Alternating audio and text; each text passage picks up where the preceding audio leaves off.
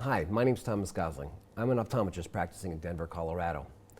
I want to bring awareness to a change in visual demands that has occurred quite quickly over time.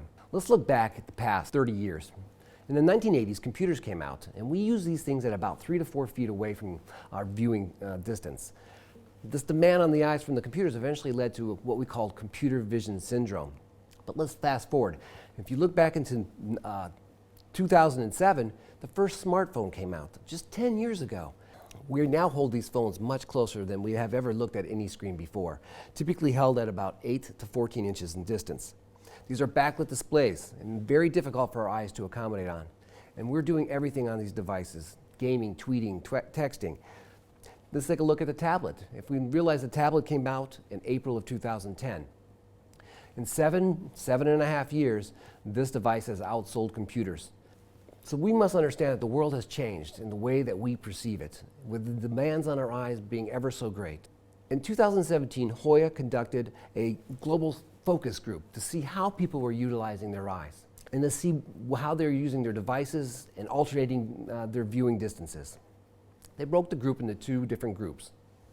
What they found was these groups were spending on average 8 to 10 hours a day viewing screens, with a peak up to 15 hours a day. So the focus group conclusion actually came down to that most people reported some kind of discomfort, whether it was the eyes, the neck, or the back. But visually, they also noticed that their vision was fluctuating, and there was quite a strain to focus. They were getting headaches that ranged from slightly dull to throbbing, and others actually noted that they were sleepy, tired, and they lost concentration. The focus group conclusion also found that, hey, these complaints really weren't taken that serious. And they found them that it was a part of life. It was a normal consequence of the demand on the eyes. They really didn't take the symptoms seriously. Dry eyes, blink rates decreasing, increased dryness, increased light sensitivity. That accommodative system is much more sensitive to lights, especially headlights coming at you directly. That's one of the key questions I like to ask my patients is sensitivity to light, and especially headlights. And rubbing on the eyes. Some of the main questions I like to ask though is, how often are my patients utilizing a smartphone, a tablet, a computer? Are they reading?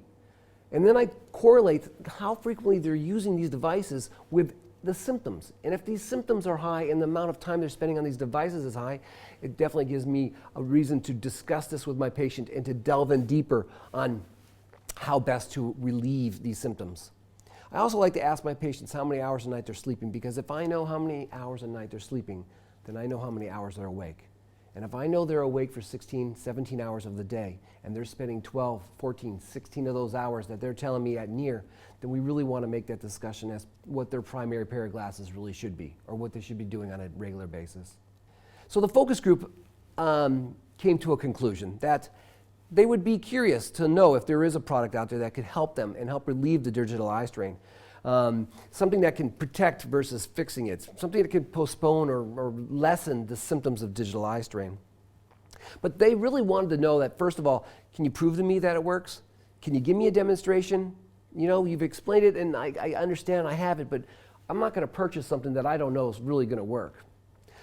One of the best things to do is to offer your patients solutions such as the SYNC III lens.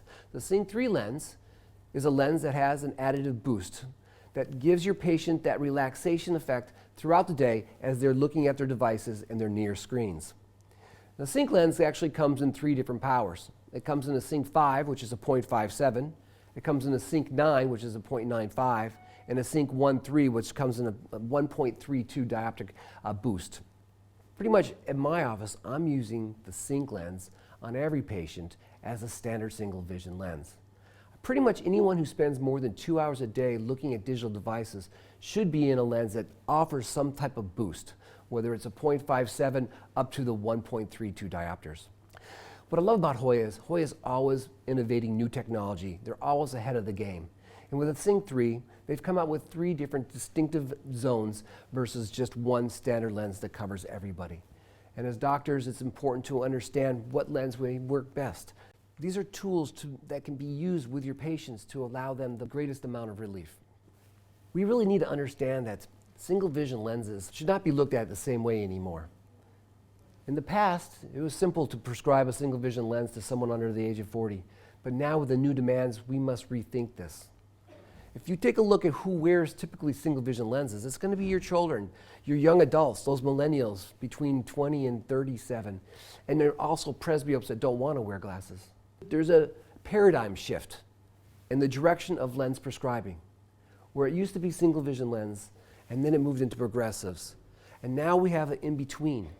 We have these boost lenses that will give relaxation and accommodative support all throughout the day to allow more comfort and improved precision visually, which in turn will improve the quality of life.